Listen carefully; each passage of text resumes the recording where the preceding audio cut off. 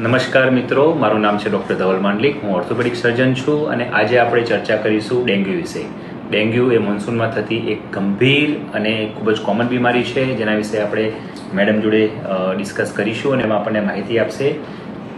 Madam doctor કિસી ઠક્કર છે. તેઓ વસંત પ્રભા હોસ્પિટલમાં ઇમરજન્સી અને ક્રિટિકલ કેરના સ્પેશિયાલિસ્ટ છે.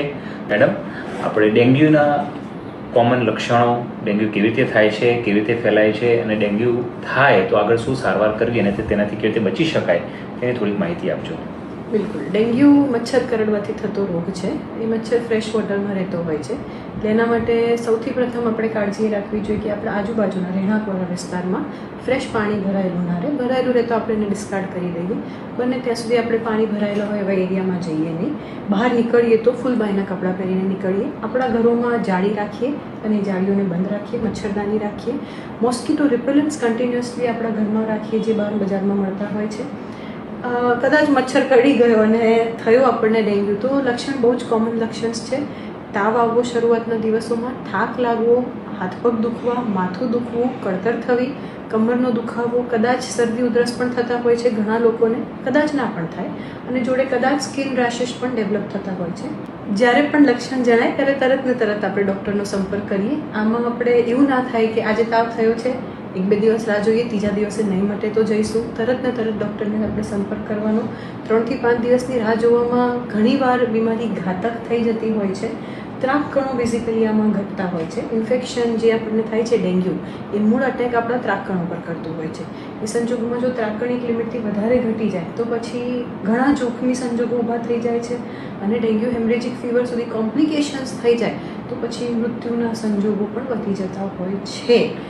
એ સંજોગોમાં આપણે જેટલી બને એટલી વહેલી સારવાર લઈ લઈએ એટલું સારું પડે. મેડમ, આમાં તમે એક વાત કરી છે જે ત્રાકકણો, ડેન્ગ્યુના અંદર પ્લેટલેટ જે ડિક્રીઝ થઈ જાય છે. ઘણા આપણા પેશન્ટ અને ઘણા એમના સગાવાલા સાથે એવું જાણવા મળે છે કે દર્દીને આજે ડેન્ગ્યુ થયો, દાખલ કર્યા છે, આજે સારું થઈ જવું જોઈએ, કાલે પ્લેટલેટ વધી જ જવા જોઈએ. યસ, વસ્તુ એ છે કે 2 દિવસ, 3 દિવસ, 4 દિવસ થયા છે અને પ્લેટલેટ કાઉન્ટ વધી નથી રહ્યા, તો દવા ચાલુ છે તો પ્લેટલેટ કાઉન્ટ વધવા જોઈએ. તો શું એનો મતલબ એવો છે કે દવા સ્ટાર્ટ થઈ તરત વધવા માંડે અથવા તો ત્રાકકણો ઘટતા, પ્લેટલેટ ઘટતા અટકી જાય? ના. હવે કોઈ પણ ઇન્ફેક્શનમાં સાહેબ એવું ના હોય કે આજે થયું ને કાલે મટી ગયો અથવા ડૉક્ટરે કંઈક જાદુઈ છડી ફેરવી અને મટી ગયો. વાર લાગે, સમય લાગે. આપણે દવા ઇલાજ ચાલુ કરીએ એના પછી 2 થી 3 દિવસ, ઘણામાં 3 થી 7 દિવસ પણ થઈ જાય છે રિકવરી આવતા આવતા. આજે દાખલ કરીએ, કાલે ત્રાકકણ ઘટે, પરમ દિવસે પણ ઘટે, એના પછીના દિવસે પણ ઘટે.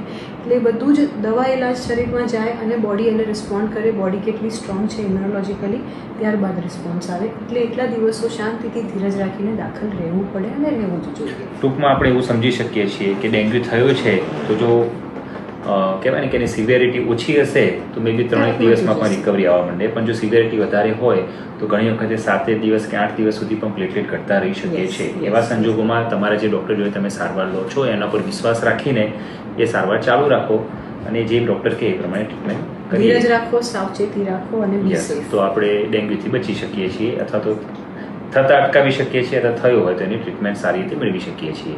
સો આપણને ટૂંકમાં ખૂબ જ સારી માહિતી મેડમે આપી, એ બદલ આપણે એમના આભારી છીએ.